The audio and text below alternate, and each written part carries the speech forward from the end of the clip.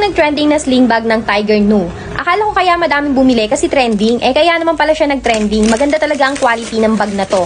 Oo nga naman, sino ba namang hindi mapapabili sa sling bag ng Tiger Nu? Itsura pa lang kaakit-akit na. Tamang-tama nga, naghahanap ako ng bag na pwede kong ipangregalo sa asawa ko. Buti na lang dumaan to sa FYP ko. Ang nakakatuwa pa sa bag na to, ang daming compartment, ang daming bulsa. Sakto, mahilig si Javi sa bag na maraming bulsa. Tapos waterproof pa. O di ba ayos talaga? First time ko nga lang bumili ng bag sa Tiger Nu. At ngayon pa lang sinasabi ko na sa'yo, mukhang mapapa-check out ulit ako dito.